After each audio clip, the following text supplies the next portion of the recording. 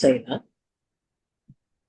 எங்களை அதிகமாய் நேசிக்கிறேன் நல்ல தகப்பனே, இந்த மாலை வேலைக்காக நன்றியோடு உம்மை துதிக்கிறோம், உம்மை ஸ்தோத்திரிக்கிறோம். இந்த நேரத்துல கூட சுவாமி எங்களை இந்த சமூகத்துல தாழ்த்துகிறோம் சுவாமி. அபாத்திரராகிய எங்களை நீர் இவ்வளவாய் நேசித்து உம்முடைய ரத்தத்தை எங்களுக்காய் சிந்தி எங்களை மீட்டுக் கொண்டு இவ்வளவு பெரிய ஸ்லாக்கியங்களை தருகிற தயவுக்காக நன்றி செலுத்துகிறோம். உம்முடைய வார்த்தையை தியானிக்கிறதும் வாசிக்கிறதற்குமே நாங்க பாக்கியவான்கள் என்று சொல்லி வேதத்துல வாசிக்கிறோம் சுவாமி.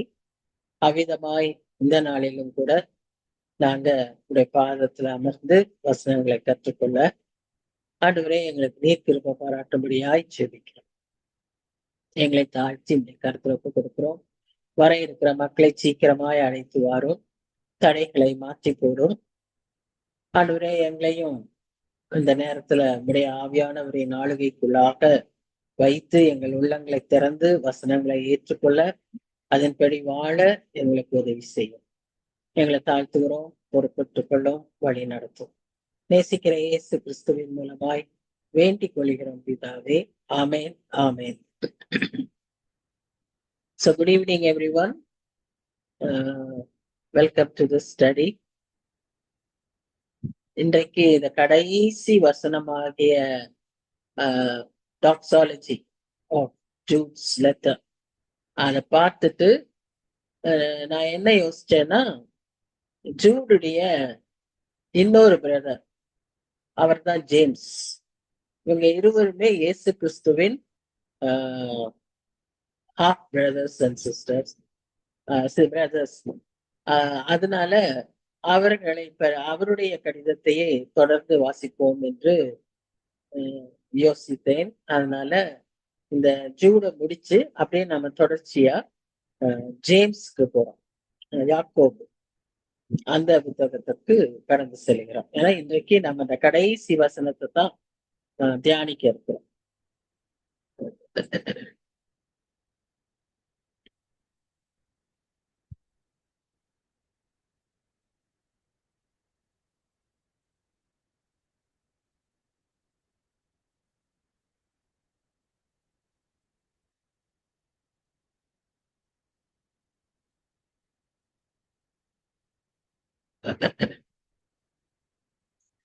கடைசி வசனம் என்ன சொல்றதுன்னு சொல்லி பாத்தீங்கன்னா, அருமையான வசனம். இந்த ஒரே அதிகாரம் தான் யூதா எழுதியிருந்தாரு. ஆனா அந்த அதிகாரத்தை முழுவதிலுமே எச்சரிப்பாகவும் நமக்கு சில அறிவுரைகளாகவும் கடினமான சில உண்மைகளை சொல்லுவதாகவும் நாம் பார்த்தோம். ஆனா கடைசியில ஒரு நல்ல என்கரேஜ்மெண்டோட அவர் அதை முடிக்கிறாரு. அதை ஒரு பிளெஸ்ஸிங்காகவும் முடிக்கிறாரு. அதே சமயத்துல அத ஒரு நமக்கு ஒரு உற்சாகமூட்டும் வார்த்தைகள், நம்பிக்கையூட்டும் வார்த்தைகளை சொல்லி முடிக்கிறார். தொடக்கத்துல முதல் வசனத்துல எப்படி அவர் ஆரம்பித்தாரோ அதே மாதிரி முடிக்கிறார். முதல் வசனத்துல he introduced God as a keeper or as a preserver. அதே நோட்டுல இப்ப கடைசி வசனத்திலும் அவர் அப்படி சொல்வதாக பார்க்கிறோம். வழுவாதபடி உங்களை காக்கவும். காக்கவும், அதான் அந்த வார்த்தை தான். அதாவது நாம் இந்த வாழ்கிற இந்த நம்முடைய லைஃப் ஸ்பேன்ல, இந்த ஸ்பேன் ஆஃப் டைம், நமக்கு 1000 வழிகள், நேரங்கள், வழுவி போகிற, தவறி போகிற, நிறைவேற்றாத தீர்மானங்கள் இருக்க வாய்ப்புண்டு. ஆனால் நம்மை கடைசி வரைக்கும் வழுவாதபடி காக்கவும், தமது மகிமையுள்ள சன்னிதானத்திலே மிகுந்த மகிழ்ச்சியோடு உங்களை மாசற்றவர்களாய் நிறுத்தவும். அந்த மகிமையுள்ள சன்னிதானத்துல நாம் போய் நிற்கும் போது கலங்கி போய் பயந்து போய் நிற்க வேண்டிய அவசியம் இல்லை. ஏன்னு சொன்னா அவர் நம்மை காத்து கொள்கிறவராய் இருக்கிறார். ஆகவே நாம் அவர் முன்பாக மாசற்றவர்களாய் நிறுத்தவும், வல்லமை உள்ளவரும் தாம் ஒருவரே ஞானம் உள்ளவருமாகிய நம்முடைய இரட்சகருமான தேவனுக்கு கனமும் மகத்துவமும் வல்லமையும் அதிகாரமும் இப்பொழுதும் எப்பொழுதும் உண்டாவதாக. இதான் ஒரு பிளெஸ்ஸிங், ஃபைனல் பிளெஸ்ஸிங் சொல்லுவோம். அதுக்கு டாக்ஸாலஜின்னு சொல்லுவாங்க. வெளிப்படுத்தல் விசேஷம் அந்த புத்தகத்திலும் இப்படிப்பட்ட வசனங்களை நாம் பார்க்கிறோம். அதே போல இங்கேயும் நமக்கு அதை சொல்லி முடிக்கிறார். அவருக்கே எல்லா கனம், அவருக்கே வல்லமை, அவருக்கே அதிகாரம், அவருக்கே எல்லா மகத்துவம், மகிமை எப்பொழுதும் உண்டாவதாகன்னு சொல்லி அவர் அதை முடிக்கிறதை நாம் பார்க்கிறோம். அதாவது நமக்கு இதை சொல்லிக் கொடுக்கும் போது இந்த அதிகாரத்துல நிறைய ஓல்ட் டெஸ்டமெண்ட்ல இருந்து எக்ஸாம்பிள்ஸ் சொல்லிக்கிட்டே இருந்தார். சோ ஒரு மாதிரி நமக்கு எப்படி இருந்துச்சுன்னா, சுற்றி சுற்றி எல்லாமே கெடுதலாக, கேடாக இருந்ததாக நாம் பார்க்கிறோம். எதுவுமே நல்லதாகவே இல்லையா அப்படிங்கிற ஒரு நிலைமைக்கு நாம் தள்ளப்பட்டோம். So much of false teaching, immorality. அப்போ நமக்குள்ள ஒரு எண்ணம் எப்படி இருந்துச்சுன்னா, யார்தான் பரலோகத்துக்கு போக முடியும்? இப்படி எல்லாமே இருந்தா ஒரு மாதிரி டிப்ரெஷன் நமக்குள்ள ஏற்படுறதுக்கு வாய்ப்பு இருந்தது. ஏன்னா அவருடைய எச்சரிப்பு அப்படியாய் இருந்தது. பழைய ஏற்பாட்டுல இருந்து அவ்வளவு எக்ஸாம்பிள்ஸ் சொன்னார். ஒரு இரண்டே ரெண்டு எக்ஸாம்பிள்ஸ் தான் நல்லவர்களாய் சொன்னார். நோவாவையும் ஏனோக்கையும் சொன்னார். மற்ற எல்லாமே நெகட்டிவ் எக்ஸாம்பிள்ஸ். சோ நமக்கு ஒரு மாதிரி அதை இப்ப வாசிக்கும் போது பொதுவாக வாசிக்கிறவர்களுக்கு அப்படித்தான் இருந்திருக்கும். ஆனா இப்போ இந்த கடைசி வசனத்துல அதற்கான ஒரு காரணத்தை அவர் சொல்றார். ஏன்னு சொன்னா, இந்த இப்படி இருக்கிற சூழ்நிலையிலையும் தம்முடைய பிள்ளைகளை அவர் காப்பதில் உண்மை உள்ளவராய் இருக்கிறார், காக்க வல்லவராய் இருக்கிறார். Is able to keep you and we cannot keep ourselves in this troubled world, in this evil world. We cannot keep ourselves, but God is able to preserve us. He is able to keep our faith. He is able to keep our decisions. He will enable us. He will strengthen us. அதுதான் அங்க கொடுக்கிற ஒரு பெரிய நமக்கான ஒரு நம்பிக்கையின் செய்தி. இந்த முதல் வசனத்திலேயே நம்ம பார்த்தது போல தொடங்கும் போதே அவர் சொன்னாரு, those who are preserved in Jesus. நம்மை குறித்து அவர் அட்ரஸ் பண்ணும்போது இந்த கடிதத்தை எழுதுவது யாருக்கென்று அவர் எழுதும்போது, those who are preserved in Jesus, இயேசு கிறிஸ்துவினால் காக்கப்படுகிற பரிசுத்தவான்களுக்கு எழுதுனது. அதுல நம்மையும் இன்க்ளூட் பண்ணி தான் இத லெட்டர் அட்ரஸ் ஆகுது. முடிக்கும் போதும் அதே மாதிரி அவர் முடிக்கிறார். அதனால இந்த கடிதத்துல ஒருவேளை நிறைய எச்சரிப்புகளும் நிறைய பேட் எக்ஸாம்பிள்ஸும் நடக்கிற சூழ்நிலைகள் அப்படியே சொல்லுவதா இருந்தா கூட நமக்கு ஒரு உற்சாகமான வார்த்தையை அவர் சொல்லுகிறார். சோ அதனாலதான் பவுல் சொல்றாரு, work out your own salvation with fear and trembling.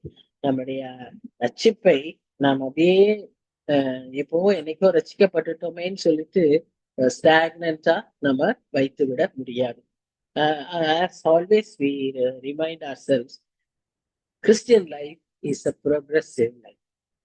All the characteristic features you take, whether it is faith or obedience or holiness, whatever may be, everything is a progressive one. It should lead to maturation and it should lead to transformation. அதுதான் final end. எப்படின்னா to be like Jesus, அதுதான் final end. So அந்த காரியத்துக்காக நாம இப்ப என்ன செய்ய வேண்டும்? நம்முடைய வாழ்க்கையில ப்ரோக்ரஸ் பண்றதுக்கு தான் இந்த வசனங்களை அவர் எழுதினதாக நாம பார்க்கணும்.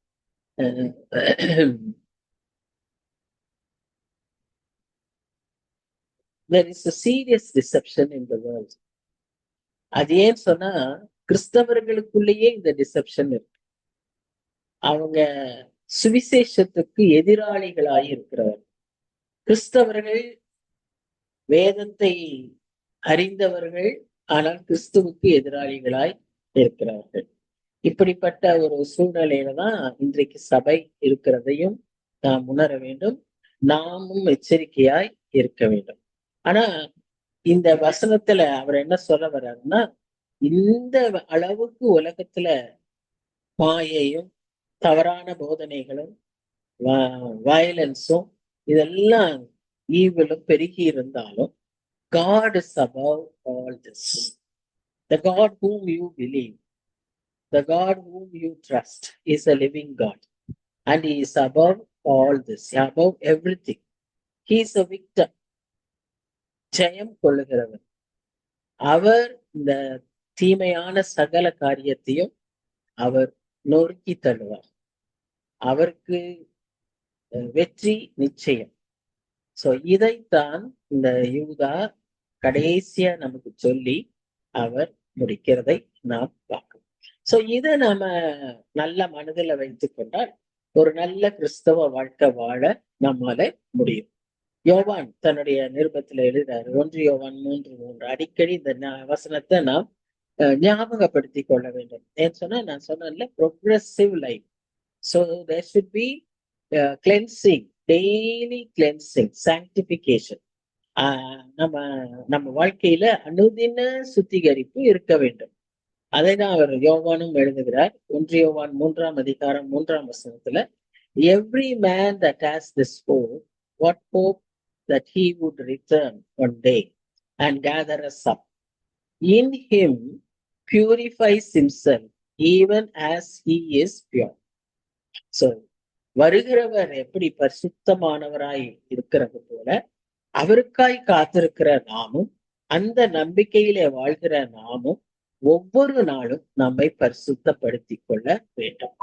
ஏனென்றால் அவருக்கே சகல மகிமையும் உண்டாக வேண்டும், அவருக்கே சகல மகத்துவமும் உண்டாக வேண்டும். அவரே ராஜாதி ராஜா, அவரே கர்த்தாதி கர்த்தா. ஆளுகை அவருடையது, அதிகாரம் அவருடையது. அவர் எல்லாவற்றின் மேலும் அதிகாரம் கொண்டவர், சர்வ சிருஷ்டிகர், சர்வ வல்லவர். அவருக்கு வல்லமை உண்டு. அந்த வல்லமையை எல்லா சிருஷ்டியின் மேலும் அவருக்கு அதிகாரம் உண்டு. அதனாலதான் நம்ம எரேமியால எல்லாம் அடிக்கடி வாசிப்போம், நானே கர்த்தர், என்னால் செய்ய முடியாத காரியம் ஒன்றுண்டோ. நானே கர்த்தர், என்னாலே அன்றி வேறு ஒருவராலும் ரட்சிப்பு இல்லை. இப்படி அடிக்கடி அங்க நம்ம அவர் சொல்வதை பார்க்கிறோம். So he has that authority, he has that power, he is the sovereign God, he has the dominion over everything. இதத்தான் மத்தேயுவிலையும் வாசிக்கிறோம். என்ன வாசிக்கிறோம்? சகல அதிகாரமும் அவருக்கு உண்டுன்னு சொல்லி கடைசி அந்த 28ஆம் அதிகாரத்துல வாசிக்கிறோம். All authority belongs to Jesus Christ. அதே போல எபேசியர்ல 1ஆம் அதிகாரம் 19-23 வசனங்கள்ல நாம் வாசிக்கிறோம், he has authority over the living ones, he has authority over the powers of darkness, that is the hell. He has the key for the pit, and he is got the authority in heaven. So that is why he is the sovereign God. He is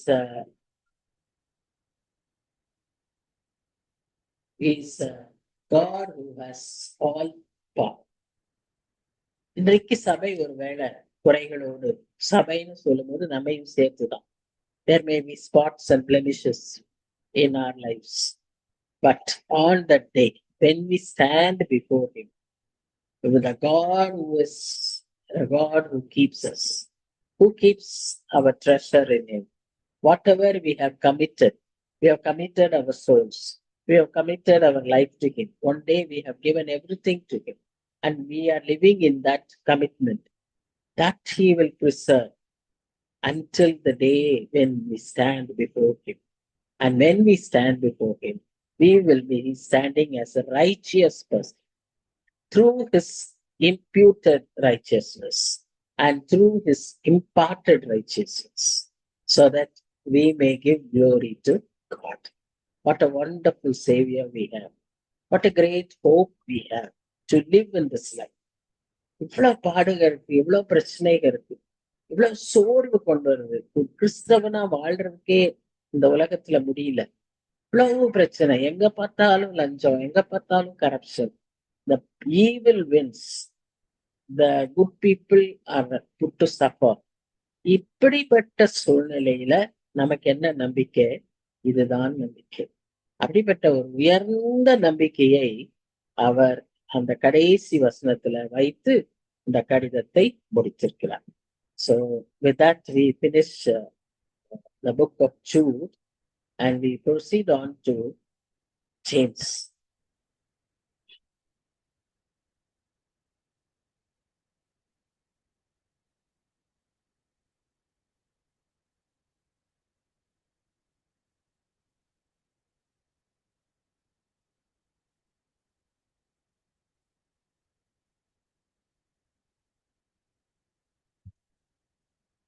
இந்த யாக்கோபின் நிருபத்தை அல்லது the book of James சிலர் என்ன சொல்வாங்கன்னு சொன்னா it's a new proverbs of the New Testament ன்னு சொல்லுவாங்க. Because this book deals with the practical life of a Christian, a believer. இந்த யூதாவின் கடிதத்தை தொடர்ச்சியாக இதை நாம் படித்தோமானால் இது இன்னும் நமக்கு பிரயோஜனமா இருக்கும். அதனாலதான் இந்த புத்தகத்தை எடுத்தேன். இரண்டாவதாக இதை எழுதினவரும் யூதாவின் சகோதரர். இவர்கள் இருவருமே கிறிஸ்துவின் சகோதரர்கள். சோ இந்த காரணங்களால இந்த புக்கை நான் எடுத்தேன். இந்த அடுத்ததா இதை எடுத்தேன். இத நம்ம ஸ்டடிக்கு ஒரு நடுவுல இப்போ ஒரு ரிமைண்டர் மாதிரி ஒரு அறிவுரை.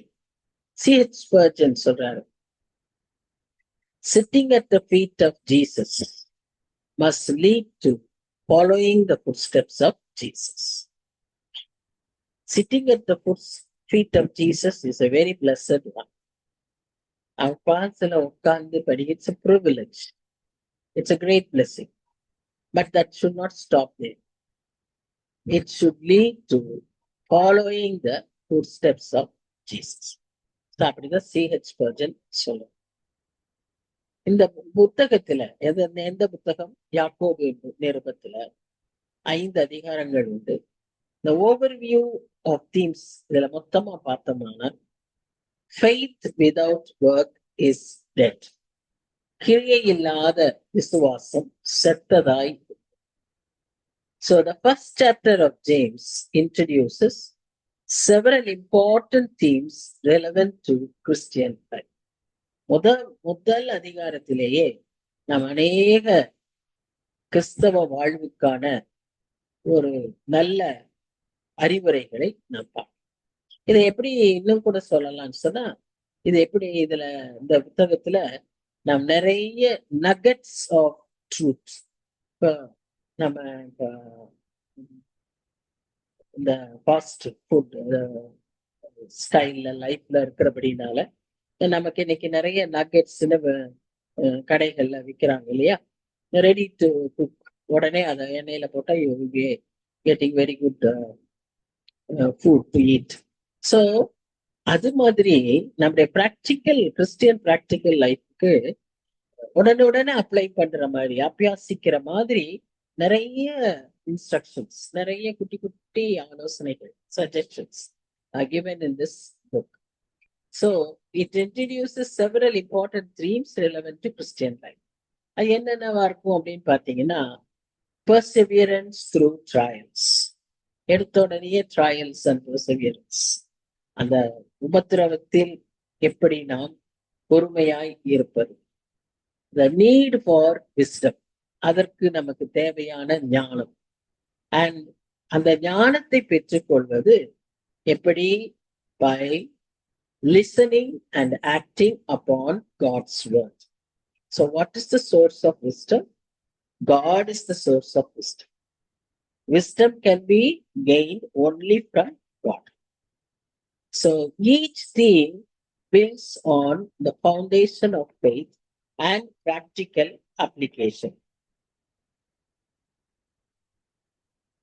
ஒவ்வொரு கோட்பாடுமே நம்முடைய விசுவாசத்திலையும் அதை நாம் அபியாசிக்கிறதற்கும், அது நம்மை எப்படி ஒரு ஜிபிஎஸ் அப்படியே நம்மளை வழி நடத்தி செல்லுதோ, இந்த உலகத்துல நமக்கு இந்த காரியங்கள், இதுல கற்றுக்கொள்ளுகிற காரியங்கள் நம்மை வழி நடத்தி செல்ல வைக்கிறது. இப்போ நீங்க பாத்தீங்கன்னா, ஒவ்வொரு அதனாலதான் சங்கீதக்காரர் சொல்றாரு, உம்முடைய வசனம் என் பாதைக்கு வெளிச்சமாய் இருக்கிறது, என் கால்களுக்கு தீபமாய் இருக்கு. ஒவ்வொரு வசனமுமே ஒவ்வொரு அவ்வப்பொழுது கிடைக்கிற இந்த ஆலோசனைகள் நமக்கு நம்முடைய வாழ்க்கையில எப்படி அதை அபியாசிக்கிறது என்று சொல்லி நம்ம பார்க்க முடியும். இங்க சொல்லப்படுகிற உபத்திரவம் அல்லது ட்ரையல்ஸ், பெர்சிக்யூஷன்ஸ், அது வந்து யாக்கோபு வந்து அதை எந்த விதத்துல அதை இந்த இந்த அதிகாரத்துல டீல் பண்ணியிருக்காருன்னா, அதை ஒரு பரீட்சையாக அதை வைத்திருக்கிறார். நம்ம சோதனைன்னு சொல்லிட்டா நமக்கு உடனே நம்முடைய எண்ணங்கள் டெம்டேஷனுக்கு போயிடுது. சோ அதனால அதை ஒரு பரீட்சையாக அவர் டெஸ்டாக வைத்திருக்கிறார். It's not temptation. First trials are test. So that will generate perseverance. Even the trial is a trial of a Christian is a progressive one. It leads to perseverance and then to patience and then to character. So like that it goes. Even Paul says it in the book of Romans. So all, as I told you, all the features of a Christian life are progressive. We have to become very sensitive to it and we have to grow with it. Apata, we will mature and be transformed. So that's an important thing that we see. So it's vital to view challenges as opportunities for growth rather than obstacles. இந்த ட்ரையல்ஸ்ல நமக்கு இன்னொரு பாடம் என்ன சொல்றாருன்னா, நம்ம முன்னால நிறைய சவால்கள் இருக்கு. அந்த சவாலை பார்த்துட்டு அப்படியே நாம நின்றக்கூடாது. இப்ப பொதுவா அந்த காலத்துல இருந்தே சொல்லுவாங்க, ஒரு example for business people, manager sent 2 people to promote sales in a new place. ஒருத்தர் வந்து they were to sell shoes, promote their brand of shoes. ஒருத்தர் ரிட்டர்ன் ஆயிட்டார் சீக்கிரமாவே. வந்து என்ன சொன்னாருன்னா, அந்த இடத்துல ஒருத்தருமே நோபடி வேர்ஸ் ஷூஸ், இப்ப நம்ம எங்க போய் இதை ப்ரொமோட் பண்றது அப்படின்னு ஒருத்தர் வந்து சொல்லிட்டாரு. The other person did a great sale. அவர்கிட்ட எப்படி உன்னால செய்ய முடிஞ்சு அப்படின்னு கேட்டா, since no one wore shoes, I was able to promote, I was able to tell them the use of it and promote our brand of shoes to them. See, the same matter can be taken in different ways, positive and negative. So here also, when a challenge appears to us, it is for us to take this as opportunities for growth rather than obstacles. இதை ஒரு தடையாய் நாம் பார்க்க கூடாது, ஒரு பிரச்சனையாய் நாம் பார்க்க கூடாது. அது நமக்கு ஒரு வாய்ப்பாக, சமயமாக அதை நாம் எடுத்துக்கொள்ள வேண்டும். இப்படி நாமே இந்த அதிகாரத்துல இந்த புத்தகத்தை வாசிக்க நம்மை உற்சாகப்படுத்தி நாம முன்னேறி செல்லும் போது நம்முடைய கிறிஸ்தவ வாழ்க்கை நிச்சயமாகவே அது அர்த்தமுள்ளதாய் இருக்கும். இன்னொன்று இதுல நம்ம பார்க்கிறோம், ஞானம் வந்து அவசியம் என்பதை நாம் பார்க்கிறோம். இந்த ஞானத்தை நாம் தேட வேண்டும். நீதிமொழிகளிலையும் நம்ம வாசிக்கிறோம், அதை ஒரு பெண்ணாக ஞானத்தை உருவகப்படுத்தி அந்த புத்தகத்துல நாம வாசிப்போம். அதை நாம் பெற்றுக்கொள்ள வேண்டும். ஞானம் என்பது நாம் பெற்றுக்கொள்ள வேண்டும். It is very crucial when we face trials. இல்லையா? உண்மைத்தானே? நமக்கு பிரச்சனைகள் வரும்போதுதான் நம்ம எப்படி ஞானமா நடந்து கொள்ளணும், அப்ப எப்படி நம்ம அதுல சாட்சியா இருக்க முடியும் அப்படிங்கிறதுக்கு நமக்கு கட்டாயமா என்ன வேணும்? ஞானம் வேணும். சோ அந்த ஞானத்தை நாம் ஒன்று இந்த இடத்துல யாக்கோபு அழுத்தமாக வலியுறுத்தி சொல்வது, அதை கேட்டுத்தான் பெற்றுக்கொள்ள முடியும். You have to ask God. He will give it in a generous way.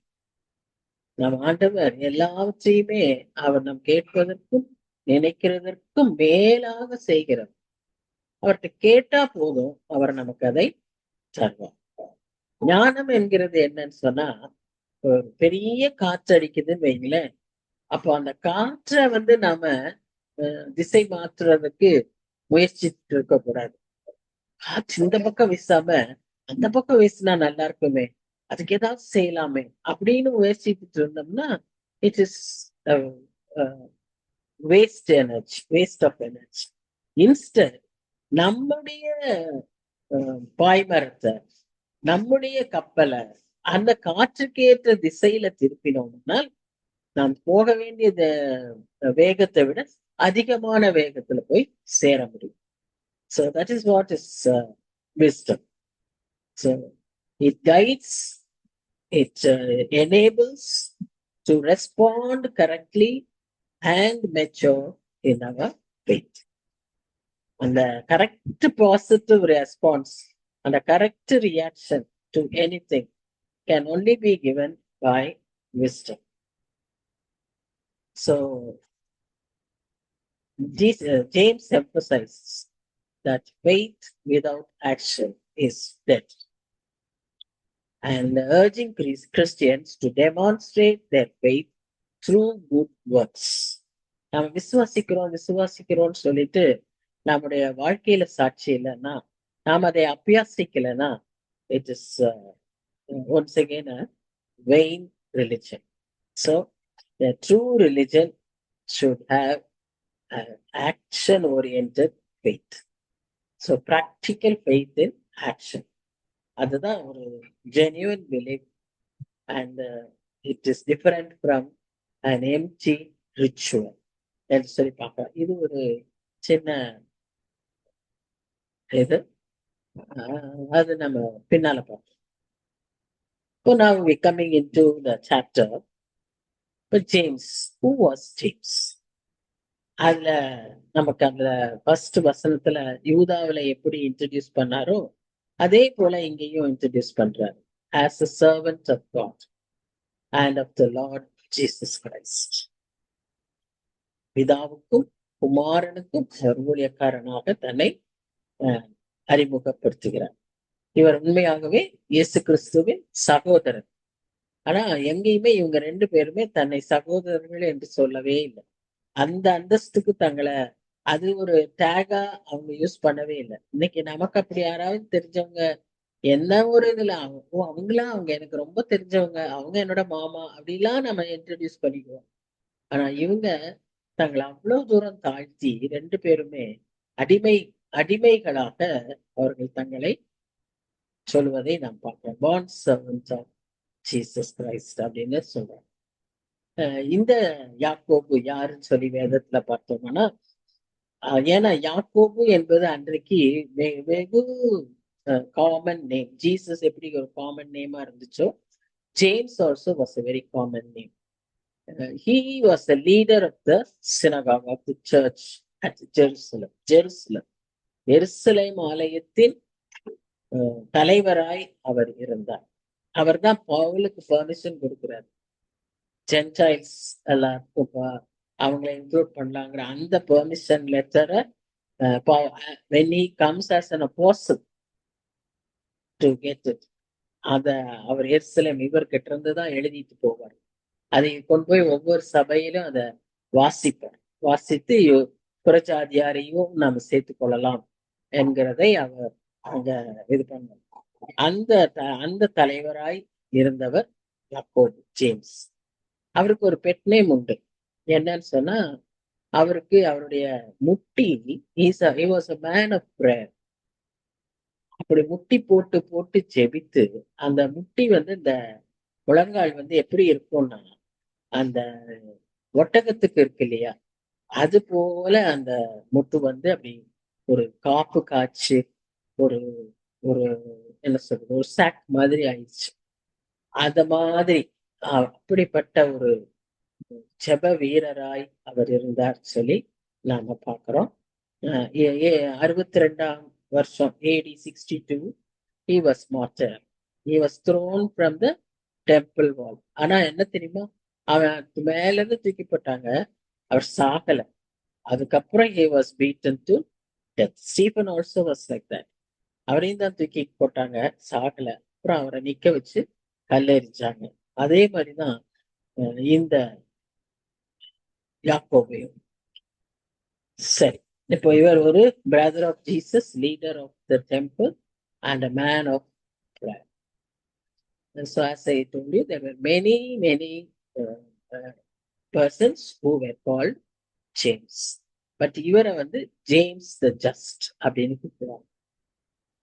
He was the brother of Jude and he led the church in Jerusalem. வேற மற்ற ஜேம்ஸ் ஆறாரு அப்படின்னு பார்த்தீங்கன்னா, செபதேயின் குமாரராகிய யோவானும் யாக்கோபும், அந்த ஜேம்ஸ் அவர் வந்து அப்போஸ்தல் ஆகி, அவர் வந்து first apostle to be martyred by Herod. அது வந்து ஜேம்ஸ் த லெஸ் அப்படின்னு அவரை சொல்லுவாங்க. இவரை ஜேம்ஸ் த ஜஸ்ட்னு சொல்லுவாங்க. அடுத்த யாக்கோபு யாருன்னு பாத்தீங்கன்னா, ஜேம்ஸ் த சன் ஆஃப் அல்பைஸ், அல்பேயுவின் குமாரனாகிய யாக்கோபு. இவரும் இன்னொரு டிசைபிள். 12 பேர்ல 2 யாக்கோபுகள் இருந்தாங்க. அதனாலதான் ஒருத்தர் வந்து செபதேயுவின் குமாரர், sons of thunder, James the less அப்படின்னு அவரை அடையாளப்படுத்திக்குவாங்க. இவர் வந்து James the son of Alphaeus. மூன்றாவது இன்னொரு யூதாஸ் என்கிற, அதனாலதான் இந்த காட்டி கொடுத்த யூதாஸை யூதாஸ் இஸ்காரியட் அப்படின்வாங்க. He comes from that place. So Judas Iscariot அப்படின்வாங்க. அப்போ யூதாஸ் காரியோத்து அப்படின்னு நம்ம தமிழ்ல சொல்லுவோம். அடுத்த யூதாஸ் இன்னொரு அப்போஸ்தலன் யூதா இருந்தாரு. அவருடைய அப்பா பேரும் ஜேம்ஸ். இப்படி அன்றைக்கு it was a very prominent name. இவர் ஒரு விசேஷமான இவருக்கு ஒரு விசேஷித்த அனுபவம் என்னவென்றால், எல்லா அப்போஸ்தலர்களுக்கும் கிடைத்தது, இவருக்கு பிரத்யேகமாக ஒரு ஸ்லாக்கியம், ஒரு அப்பியரன்ஸ். என்னன்னா, இயேசு கிறிஸ்து உயிர்த்தெழுந்த பிறகு ஒரு ஸ்பெஷல் தனிப்பட்ட அப்பியரன்ஸ். அதை நாம் 1 கொரிந்தியர் 15ஆம் அதிகாரம் 7ஆம் வசனத்துல வாசிக்கிறோம். சோ அதுதான் இந்த யாக்கோபை இயேசு கிறிஸ்துவின் அடிமையாக மாறும்படியாக செய்தது. ஏன்னா தொடக்கத்துல they were not supportive to the ministry of Jesus. அதை நம்ம யோவான் 7ஆம் அதிகாரம் 5ஆம் வசனத்துல வாசிக்கிறோம். Even James was so. But when he saw the resurrected Jesus, when he saw that what he said he did and he was true and is truly the Messiah என்றத பார்த்த உடனே he committed himself and he became the bond servant of Lord Jesus Christ. நாமும் கூட இல்ல, நம்முடைய வாழ்க்கையை நம்ம அப்படித்தானே ஒப்பு கொடுத்திருக்கோம். பட் நாம பாண்ட் சர்வன்ஸா இருக்கிறோமா? நிறைய சமயம் அதிகாரத்தை எடுத்துக்கிறோம், நமக்கு அவர் கொடுத்துக்கிற உரிமையை பயன்படுத்திக்கிறோம். ஆனா இவங்க சொந்த சகோதரர்கள் ஒன்றா வளர்ந்திருப்பாங்க, ஒரே தாயார். அவங்க ஏன் நான் ஒரே தாயார் ஸ்பெசிபிக்கா சொல்றேன்னா, யோசேப்பு தான் அவங்க அப்பா. But he was not the father of Jesus. அதனால நான் அப்படி சொல்ல முடியல. பிதாதான் இயேசு கிறிஸ்துவின் தகப்பன், தாய் தான் மரியாள். இவங்க எல்லாருக்கும் Joseph and Mary was their parents. So but they committed themselves in such a way. And as I told you, he was a man of prayer. And he was pushed from the wall of the temple wall, and from there he fell down, but he did not die, so he was stoned to death. சரி, இதுதான் இந்த யாக்கோபை குறித்த ஒரு அறிமுகம். இப்போ நாம proceed பண்ணலாம். முதல் வசனத்துல அவர் சொல்றார், தேவனுக்கும் கர்த்தராகிய இயேசு கிறிஸ்துவுக்கும் ஊழியக்காரனாகிய யாக்கோபு சிதறியிருக்கிற 12 கோத்திரங்களுக்கும் வாழ்த்துதல் சொல்லி எழுதுறதாவது. அதாவது before going to the tribes, நம்ம இங்க இந்த ஊழியக்காரங்கிறத பாக்குறோம். ஆனா அந்த அன்றைக்கு எழுதும் போது இந்த யூதர்கள் எல்லாம் பல தேசங்களிலே சிதறி இருந்தார். அது ஸ்தேவான் காலத்திலிருந்தே அந்த மாதிரி ஏற்பட்டதை நாம் அறிந்திருக்கிறோம். அப்படி சிதறியிருந்த அனைத்து யூதர்களுக்கும், யூதர்களாய் பிறந்து கிறிஸ்தவர்களான மக்களுக்கும் அவர் எழுதுறார். அப்படிதான் அவர் இந்த புத்தகத்தை எழுதியிருக்கிறார். So அவர் எழுதியிருக்கிற அந்த புத்தகம் it is applicable to us also. And all the practical suggestions given here are applicable to us because we are also Christians. சரி. The Greek word used for slave is called doulos. So அவர் ஊழியக்காரனாகிய யாக்கோபுன்னு எழுதியிருக்கும் போது அந்த கிரேக்க மொழியில new testament கிரேக்க மொழியில root word பாத்தீங்கன்னா டவுலோஸ் அப்படின்றது பேரு. So a slave, a bond servant, one who is in a permanent relation of servitude to the master. Permanent, அவரே தன்னை முழுமையா ஒப்பு கொடுத்துட்றாரு. எந்த நடுவுல நான் விடுதலை ஆகி போக விரும்பல, முழுமையா இவன் மக்கே ஊழியம் செய்ய நான் விரும்புகிறேன் அப்படின்னு சொல்லி முழு சுதந்திரத்தால அவர் அப்படி சொல்றாரு. அடுத்துதான் அவர் சொல்றாரு லார்ட் அப்படிங்கிறார். லார்ட் அப்படின்னு சொல்லும்போது தாமஸ் கூட அப்படிதான் தன்னை இயேசு கிறிஸ்துவை அவர் தன் காயத்தை காட்டின உடனே அவர் சொல்றது முதல்ல, என் ஆண்டவரே என் தேவனே, my Lord my God. Lord என்று சொல்லும்போது he rules over us. They submit themselves to his rule, his sovereignty. அதுதான் இங்க அவர் சொல்றாரு. அதுக்கான Greek word curious. So it means the master of the doulos. Doulos யாரு? slave. slave யாரு? James. ஜேம்ஸ்க்கு master யாரு? the Lord. Lord யாரு? Jesus. So he clearly says Jesus and his Father, God அப்படிங்கிறது அவர் சொல்ற. இந்த சிதறி போன இந்த 12 கோத்திரத்தாருன்னு சொல்றப்போ நாம இங்க அதுதான் பாக்குறோம். மொத்தமான எல்லா யூதர்களையும் இது குறிக்கிறது என்று சொல்லி நம்ம அறிந்திருக்கோம். சரி.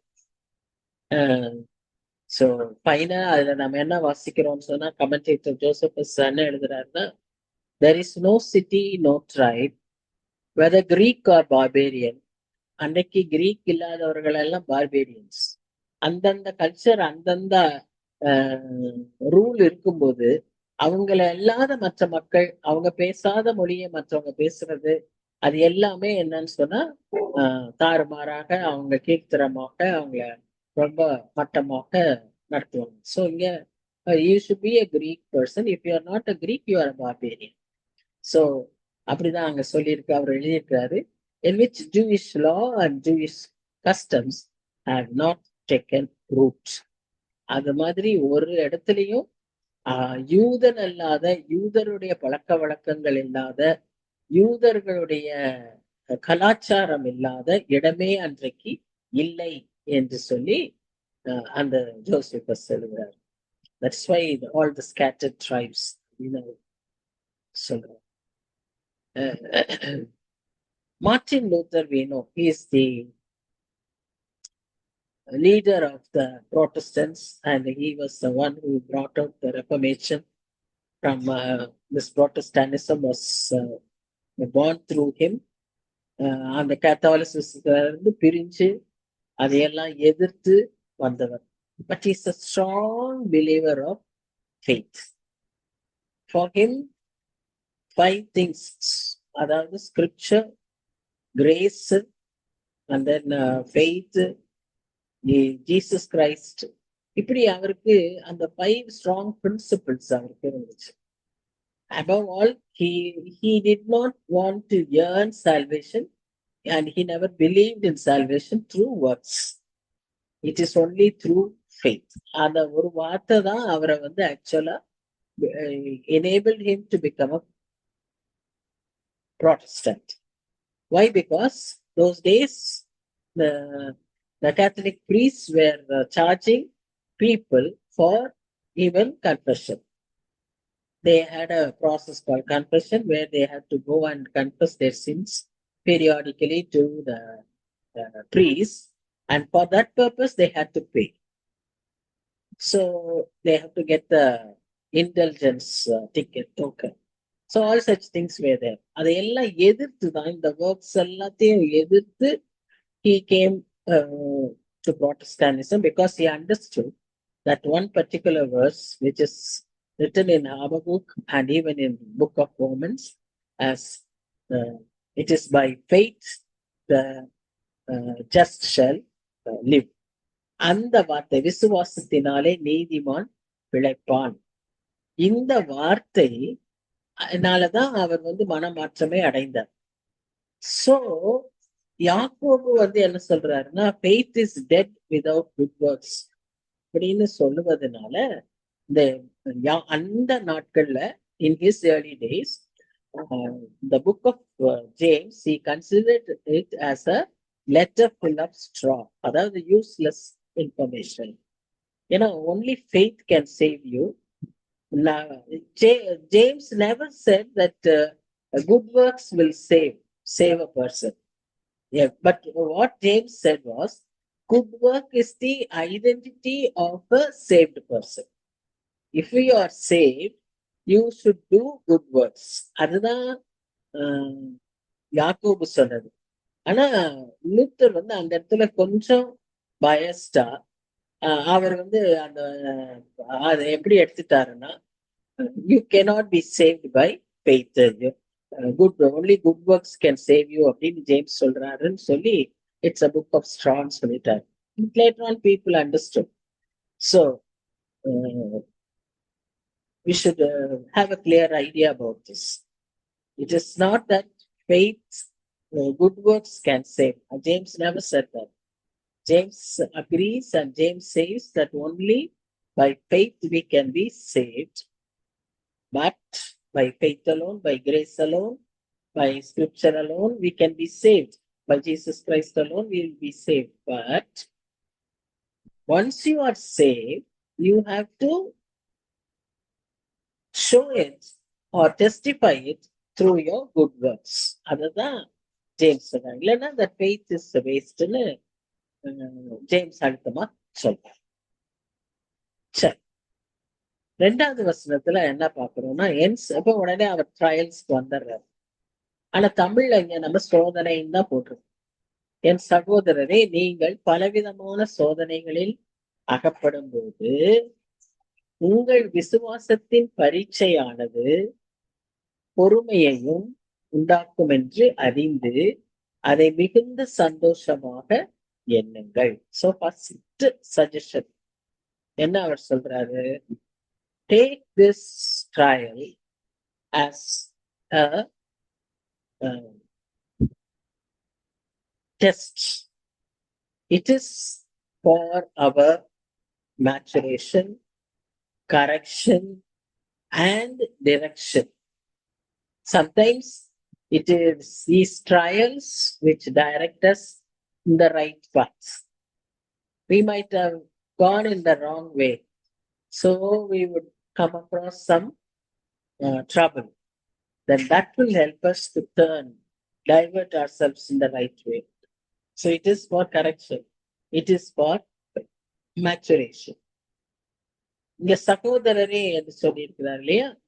இந்த 5 அதிகாரத்துல அவர் 15 முறை இந்த சகோதரரே என்று சொல்லியிருக்கிறார். Brother, he has used the term brother 15 times. And என் சகோதரரே அப்படின்னு சொல்றது 9 முறை. 9 times he has said my brother. So trials come in spontaneous ways. எப்படி வரும்னு நமக்கு தெரியாது. நம்முடைய சோதனைகள் அது தானா உண்டாகும். நீங்க செய்யணும்னு இல்ல, யாராவது செய்யணும்னு இல்ல, யாராவது செஞ்சாலும் வரும். தானாவே அது நமக்கு பிரச்சனைகள் உருவாகும். Numerous ways and various ways. ஒரே மாதிரி வராது. நேற்று வந்த மாதிரியே இன்னைக்கு பிரச்சனை இருக்காது. நேற்று பிரச்சனை வேற, இன்னைக்கு காலையில எழுந்தோன்னா அந்த பிரச்சனை வேற. இப்போ ஒரு பிரச்சனை, இன்னும் கொஞ்ச நேரம் ஆனா அது வேற பிரச்சனை. So the trials are inevitable. ஆனா அதை எப்படி நாம எடுத்துக்கொள்கிறோம் என்பதுதான் நம்முடைய படிப்பினை இங்க. சோ இந்த ட்ரையல்ஸ நாம் கண்டு சோர்ந்து போயிடக்கூடாது. ஐயோ, நேற்று தான் இவ்வளோ பிரச்சனை முடிஞ்சுது, இன்னைக்கு இன்னொரு பிரச்சனையா அப்படின்னு நம்ம அதை என்ன செய்யக்கூடாது, எடுத்துக்கொள்ள கூடாது. It can be in so many matters. I need not explain to you about trials. We are daily facing different trials. But that should, what James says is, that should only help us to be joyful. Take it for occasions for joy.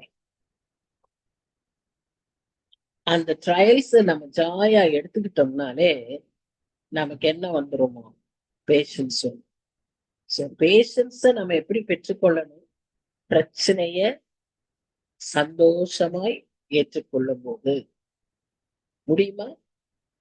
அதுக்கு நம்ம ஆண்டவர்கிட்ட கேட்கணும். It is not easy. இந்த பிரச்சனைகள்ல எது நம்மை சோதிக்கும்? எது நம்ம இடத்துல இருந்து சோதிக்கப்படுது? What gets tested? faith that we have, the trust that we have put in God, அதுதான் சோதிக்கப்படுது.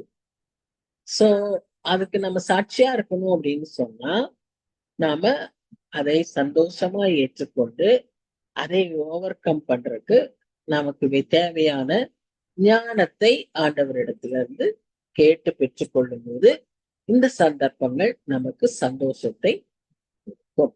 So trials reveal what faith we do have. One thing I tell you, when we face trials, மற்றவங்களுக்கெல்லாம் நிறைய ட்ரையல்ஸும் பிரச்சனைகளும் வரும்.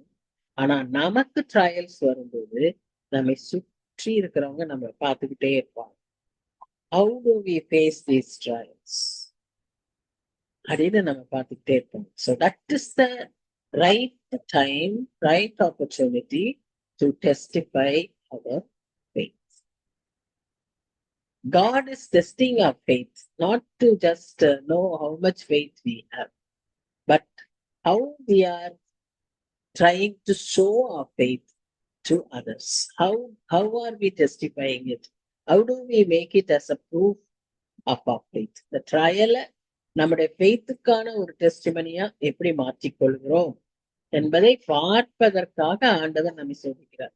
அப்ப இனிமே நம்முடைய சோதனைகளை எல்லாம், நமக்கு வர பிரச்சனைகளை எல்லாம் நாம் என்ன செய்யக்கூடாது? கண்டு சோர்ந்து போயிடக்கூடாது. இப்போ இது எனக்கு ஆண்டவர் வைக்கிற டெஸ்ட், நான் இதை எப்படி இதுல நான் எப்படி சாட்சியா இருக்க போறேன், என்ன வழியில நான் சாட்சியா இருக்கணும், அதுக்கும் நான் ஆண்டவரே நீங்க தான் எனக்கு சொல்லி தரணும்னு நம்ம அவர்கிட்ட கேட்டு நாம வாழ அழைக்கப்படுகிறோம். So it doesn't produce faith, but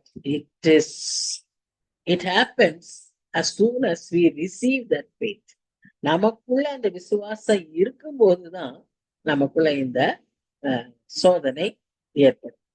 நாம இந்த சோதனையினால நம்ம விசுவாசத்தை பெற்றுக்கொள்ள, நம்ம கிட்ட இருக்கிற விசுவாசத்தை சோதிக்கத்தான் இந்த டெஸ்ட். சோ அது என்ன கொண்டு வரும்னு சொன்னா பொறுமையை கொண்டு வரும். It produces patience. So if difficulties are received in unbelief and grumbling, trials can produce bitterness and discouragement. நாம இந்த கடினமான சூழ்நிலைகளை அவிசுவாசத்தோடு முறுமுறுப்போடும் நாம் அதை செய்வோமானால் அது நமக்கு சோர்வையும் உள்ளத்துல கசப்பையும் ஏற்படுத்தும். See, opposite of joy. What God expects us to face this with joy. ஆனா நாம அதை சரியான விதத்துல அணுகலன்னு சொன்னா நமக்குள்ள வரக்கூடியது என்னது? கசப்பும் சோர்வும். This is why James exhorted us to count it all joy. So it's a response of faith to trial. So Barnes says that we are not to consider trials as punishment or a curse or a calamity, but take it as a joyful experience. இங்கதான் உலகத்தாருக்கும் கிறிஸ்தவங்களுக்கும் இருக்கிற வித்தியாசம். பைத்தியக்காரங்க மாதிரிதான் இருக்கும். நாம பார்த்தா பிரச்சனை இருக்கும், ஆனா அந்த பிரச்சனை சமயத்துல இவங்க என்ன இப்படி இருக்காங்க, எல்லாரும் சோர்ந்து போய் என்ன செய்வோம்னு இருக்கக்கூடிய சூழ்நிலையில இவங்க என்ன இவ்வளவு உற்சாகமா இருக்காங்க. ஒருவேளை நம்ம பார்த்தா மற்றவர்களுக்கு ஒரு பைத்தியக்காரத்தனமா தான் இருக்கும். But that is what God wants us to do. That is what is expected of us. இப்படி நாம் இருக்கும்போது we come closer to God. நல்ல எல்லாம் செழிப்பா வசதியா இருக்கிறப்போ நாம் ஆண்டவர்கிட்ட நெருங்குகிறதை விட இப்படிப்பட்ட சூழ்நிலைகள்ல தான் we come closer to God and we become more God dependent. We are we have a way of growing and maturing and deepening our walk with God and toughen the fiber of our souls by these trials. When we face trials, we have a deepening relationship with God so that we walk with Him and our souls become toughened. It becomes strong. So, 3 வசனங்களை இந்த முதல் அதிகாரத்துல நாம தியானித்திருக்கிறோம். வருகிற வாரத்துல மீதி வசனங்களை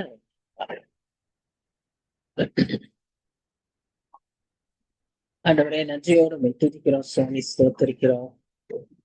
நீர் எவ்வளவு எங்களை அன்பாய் நேசிக்கிறபடினால எங்களுக்கு எவ்வளவு நல்ல நிறைய உண்மைகளை, நிறைய சத்தியங்களை, ஆலோசனைகளை, வாழ்வியல் முறைகளை ஆண்டவரே என்னுடைய வேதத்துல பொதிந்து வைத்திருக்கிறீர் சுவாமி. என்றைக்கும் அதையெல்லாம் கற்றுக்கொள்ள எங்களுக்கு நீர் உதவி செய்திருக்கிறீர். நாங்க எதற்கும் கலங்க வேண்டியதில்லை. ஏன்னா எங்களுக்கு நீர் எங்களுக்கு கொடுத்த அந்த நற்பொருளை நாங்கள் உமக்கு ஒப்புவிக்கும் போது நீர் அதை கடைசி நாள் வரையும் பத்திரமாய் பாதுகாக்கிற தேவனா இருக்கிறீர். இப்பொழுது எங்களையும் அப்படியாய் உங்களுடைய கருத்துல தாழ்த்தி ஒப்பு கொடுக்கிறோம். எங்கள் ஒவ்வொருவரையும் வலுவாமல் காத்துக்கொள்ள உங்களுடைய சன்னிதானத்துல மகிழ்ச்சியோடு நாங்க வந்து நிற்க எங்களுக்கு உதவி செய்யும். எங்களை பொறுப்பேற்றுக் கொள்ள சுவாமி வழி நடத்தும். இன்ற நாளிலும் வர தடைப்பட்ட மக்களை அடுத்த வாரத்துல அழைத்து வரும். இந்த ஸ்டடியை நீர் ஆசீர்வதியும். இது எங்க வாழ்க்கைக்கு பிரயோஜனமாய் நீர் கொடுத்திருக்கிற ஒரு நல்ல ஸ்லாக்கியம் சுவாமி. இந்த நன்மையை உணர்ந்து நாங்களுடைய பாதத்தில் அமர்ந்து கற்றுக்கொள்கிறவர்களாய் மட்டுமல்ல, உம்மோடு கூட நாங்க வாழ்ந்து நடக்கிறவர்களாயும் ஏனோக்கை போல வாழ்ந்து நடக்கிறவர்களாய் காணப்பட எங்கள் ஒவ்வொருவரையும் நீர் உருவாக்க transform us Lord, mature us Lord, help us to grow. நாங்க உம்முடைய கரத்துல ஒப்பு கொடுக்கிறோம். நீ பொறுப்பேற்றுக் கொள்ளும். நேசிக்கிற இயேசு கிறிஸ்துவின் மூலமாய் வேண்டிக் கொள்கிறோம் பிதாவே. ஆமென், ஆமென். So, thank you everyone. God bless you. God bless you. Thank you, ma'am. Thank you, ma'am. Thank you. God bless you, ma'am.